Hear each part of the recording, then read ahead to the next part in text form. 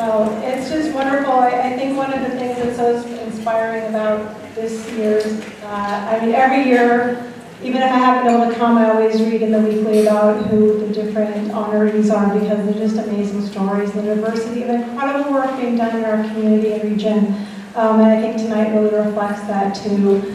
A lifetime of work to protect salmon, local habitat, building bridges between energy workers and environmental causes, and also now the work of Rosalinda Guillén, an amazing member of our community who has done incredible work for farm workers and leading a light for us.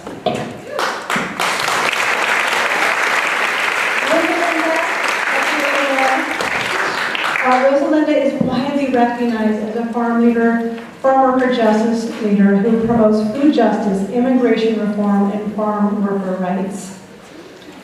As the founding executive director of Community to Community Development, also known as C2C, a grassroots organization led by women of color, she and her team work to strengthen local and global movements towards social, economic, and environmental justice. She worked with the farm workers at Chateau Saint-Michel to win the first ever farm workers collective bargaining agreement in the state of Washington.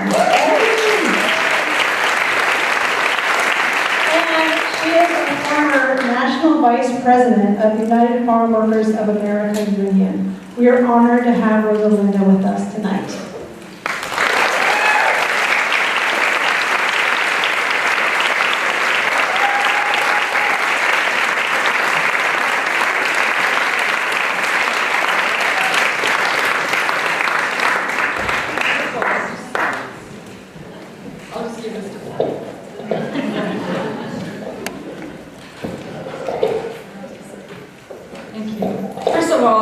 Congratulate Resources for this amazing event and for recognizing. I'm really honored to receive this award. I also want to just say it's great. Your podium is perfect. I usually have a lot of problems with podiums. I want to also just mention that thank you to Steve, my brother, for coming, speaking before me and inspiring me to be courageous. Steve is one of my heroes. We've been working together for a while now, and as president of the union in Anacortes, he opened the doors to Familias Unidas por la Justicia and the farm workers to give them a space to meet and to form their union in peace and safety and security at the brand new shiny Steelworkers Hall in Mount Vernon. So, we have a long history of brotherhood, and also in the labor movement, when we meet, we are all brothers and sisters, and we are all members of the same family in the House of Labor. So that was interesting for me, and it was also encouraging to come to this event, knowing that Steve was going to be here. He really is like my big brother, and he's very supportive of the farm worker movement. I also want to mention right now that I'm a farm worker from Skagit County. I've been in Bellingham since 1980. My family has been farm workers, professional farm workers forever, all the way from Michoacán in Mexico, Coahuila, and also the United States. And you've heard me say this before, and I just want to keep repeating it. We were landowners and Americans since Texas was northern Mexico, and continue to be part of the Americas. And my father worked the fields of this great country all the way from the northeast corners to the northwest corners and worked the fields in industrial agriculture all of his life. And if it wasn't for millions of farm workers like my father, the agricultural industry and the food systems and your tables would not be placed, the food placed on them the way that they are, because we helped to build the economic structure.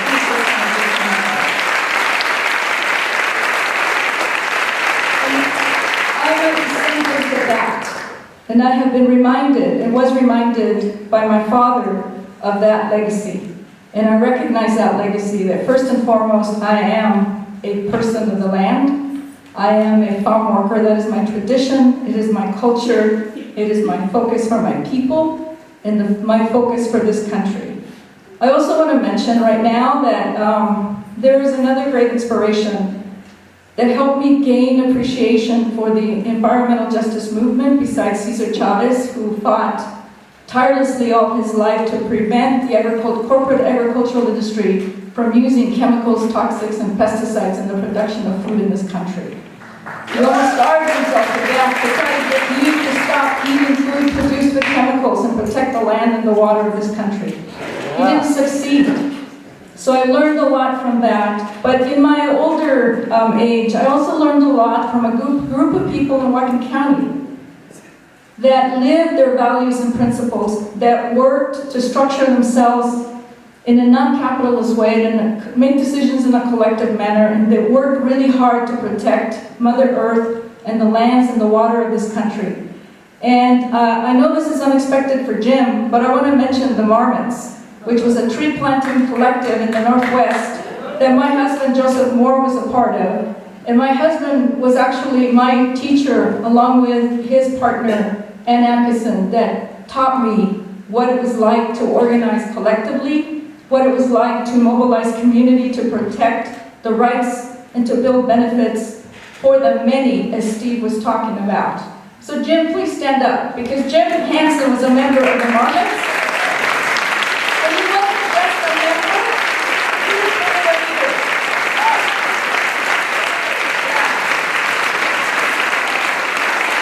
And honestly, I learned a lot from Jim and his colleagues, including Annie and Joseph and many others, about protecting the creeks and the trees and the land and the water, and about how actually white people were interested in doing that. You know? Because I was like, well, we're farm workers and we know better. We know the earth is being poisoned. We can see the water being poisoned by the chemicals and the toxins that we're working with every day. And who cares? Nobody cares as far as we could see. So I want to thank Resources for recognizing us, for seeing us as farm workers, for hearing us as people of color, and as farm workers that are working in agriculture locally and nationally. My father, who was a farm worker, used to tell us to stop in the morning because we had to go to work in the fields before dawn and wait for the sun to come up to begin work. Because that's the tradition of a farm worker. We work from sunup to sundown.